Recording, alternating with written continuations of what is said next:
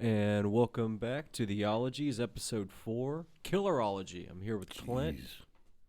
I'm here with Clint and Bill. Real sweet. Yeah, right? Right.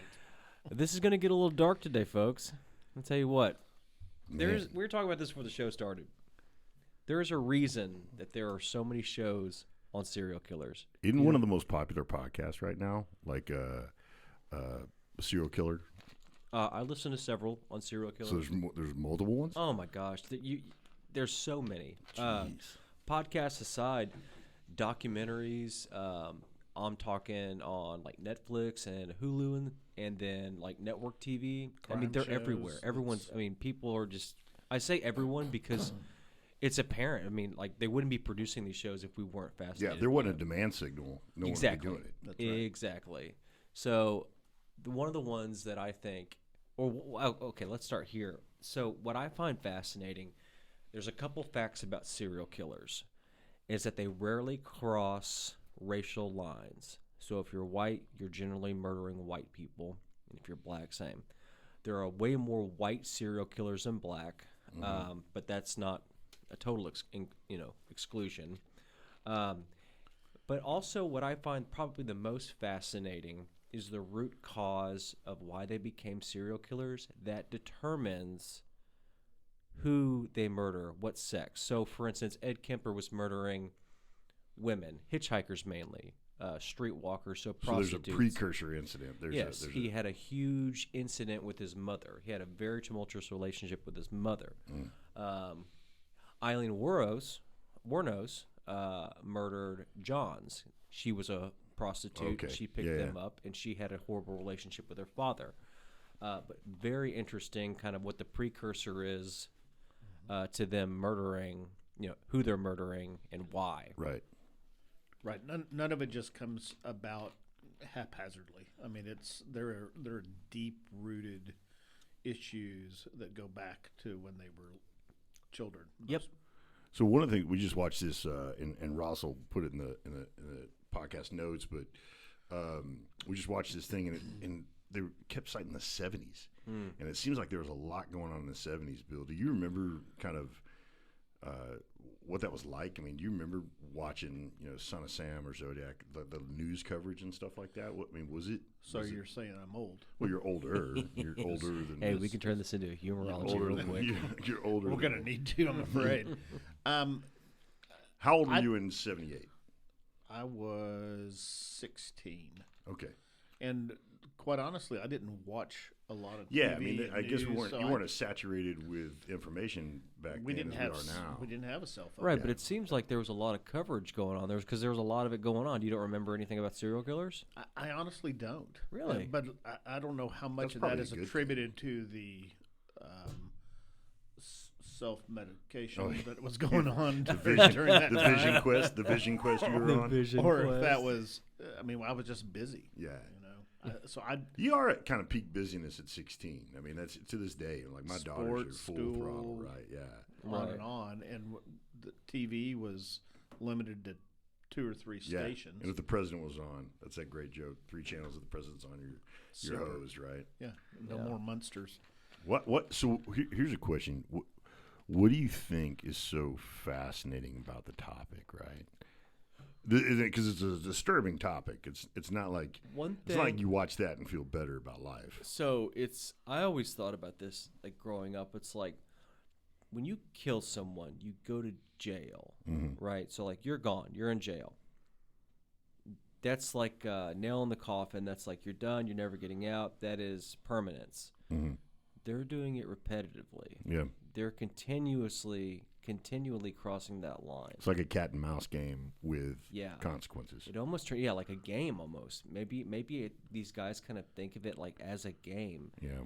One of my mentors, he was a highly decorated Secret Service agent, and he told me the story about interviewing Bundy and just how chilling it was. Right. Because how charismatic he was. And it was just like, he had to go in a charismatic way with which he would be talking about some of the things he did, as though it was like he built a shed. Yeah. And then I did this, and then another great friend of ours who we're going to have on the podcast, Texas Ranger Captain Bob Prince.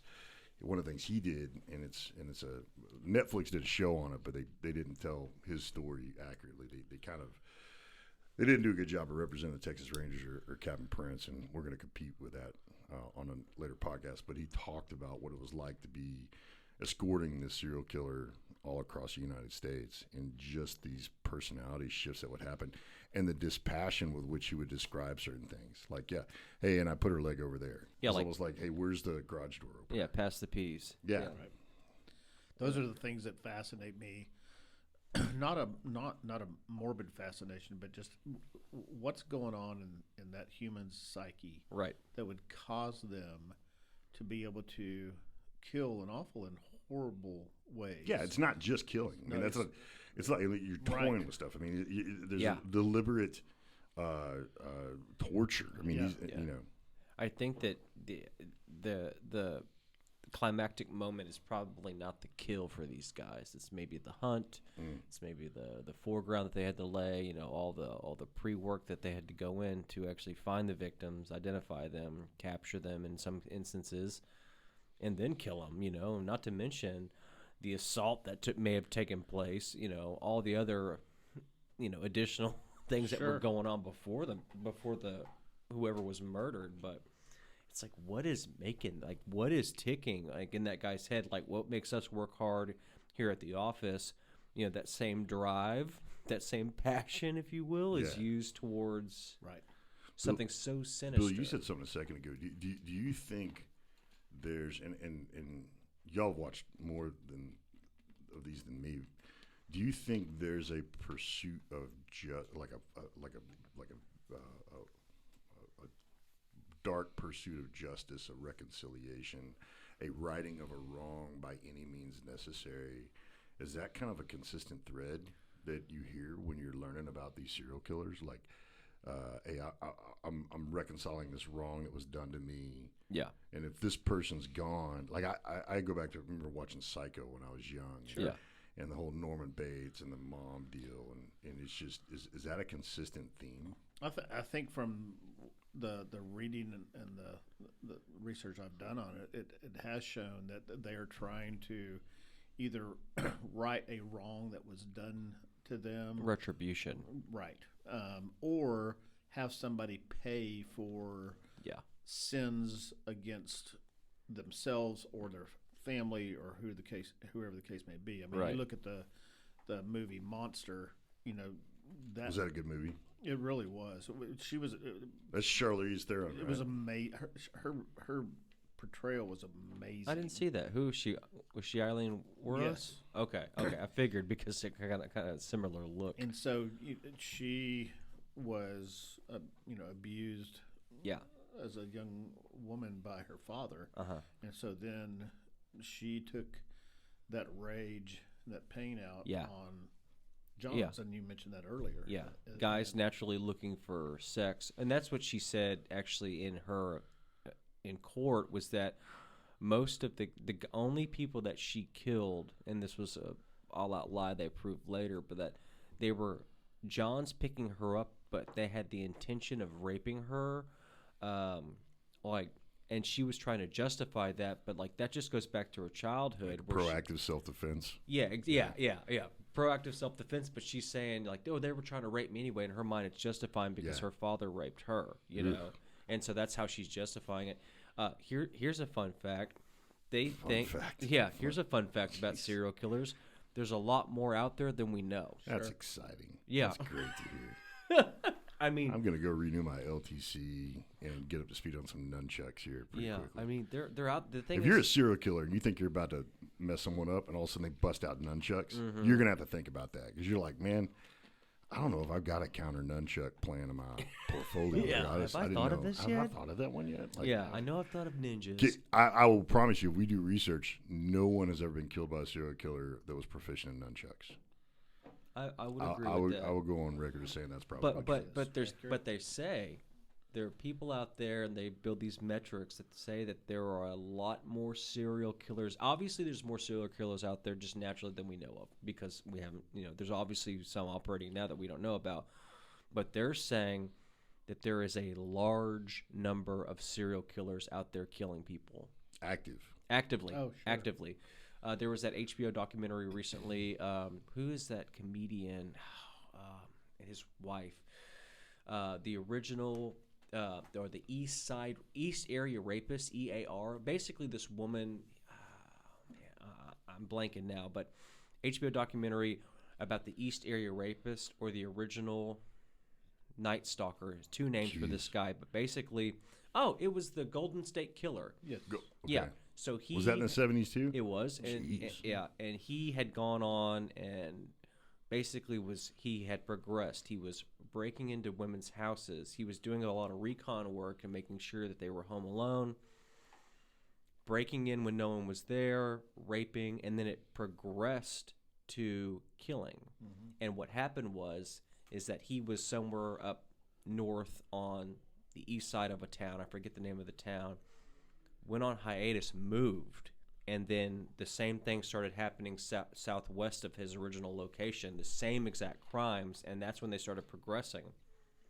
So this woman had started a blog to try and track this guy down. She had subpoenaed all these records from the court, and she basically, she actually died. She died a year later. Because of her work, they found him through DNA. Oh, wow. It was through one of those 23andMe sites. Basically, they had some of his DNA. They put it in that 23andMe, found relatives, and they knew certain facts about him, and found out who he was due to that. That's crazy. That's crazy. Amazing. All right, well, here's a question for you guys. Which movie is which kind of serial killer movie do you think is the most chilling that you've seen? Man. The most chilling one. The one when I was a kid, anything with John Wayne Gacy freaked me out because of the clown, right? As a child, and clowns or whatever, you might see them at a birthday clowns party. Have taken some hits, man. Yeah, between John Wayne Gacy and then Stephen King. I still remember watching Silence of the Lambs, and walked out of that just deeply disturbed. Yeah, you remember Seven? Oh yeah, Seven was messed up. Seven Morgan Freeman and Seven's I got Brad Pitt. Spacey. Yeah, I'm going to church right after this. Yeah, first church. What's in the box? What's in the box? Put it in the box. But it was so evil.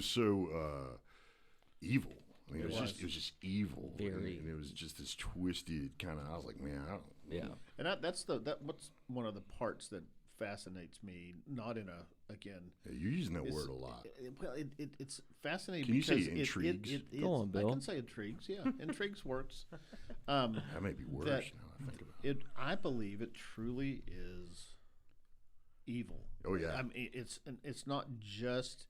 Okay, let me give you pushback on that. Is it evil, or is this just a natural human response to growing up with a really messed up childhood? I think it's evil. I think it. Okay, I think it's evil because I think the messed up childhood stems from evil. Okay, you take that child and give them different parents. Give them your parents. Give them your parents. Give them my parents. Potentially different outcome. Yeah, but okay. I so think, where's the evil then? No, here's where the evil is you can have 10 kids go up with the same experience. They don't become serial killers. Fair enough. Very rarely is there a serial killer with such a unique experience that you can't find 100 other kids that went through it, and they're not out there, Let me ask you this, Clint. Mm-hmm. Does the name Benjamin Siprit ring any bells? Benjamin Siprit? No. He graduated from Buds, and he murdered somebody with his girlfriend, and it's suspected that he killed many more. What year was this? He was born in 1977. So when did he go through Buds? What? He went through. Let me see if I can see here. What year? What year did he go through Buds? What year did you go through Buds? 97. What year were you born? 74. So he's 3 years after you. Probably enlisted. You went to college first. Yeah. Y'all could have been same time. That's what I'm trying to figure out. He didn't get his trident. But after he passed Buds, he was constantly insubordinate and AWOL, and they gave him a dishonorable discharge. He got a big chicken dinner. He got dishonorable, not bad conduct. Okay, so it says Benjamin completed basic underwater demolition SEAL training, class 212. God, that was a year before me. This is about 5 classes a year. I was 217. He's 212. Yeah. I So, know quite a few guys that were in buds with that cat. well, let's get him on. So here's the story with that one. Meets up with this girl, basketball player, I believe, from Mary Washington College. I heard about this. Yeah. I remember. Met a couple from Fairfax, Virginia, invited him back to their house or whatever. She kills the man, he kills the woman, so we're crossing streams there, which is I find interesting. And then they dismember her body and dispose of their body, and dispose of them. Now, a little while later, I don't know exactly when, they're burglarizing a Hooters, the SEAL and his girlfriend. Mm-hmm. They're burglarizing a Hooters. Cops show up, search her they get caught. They search her purse. They find the IDs of these people in this woman's purse and the fucking knife. Jeez. And that's how they got caught. And that's the only reason they got caught.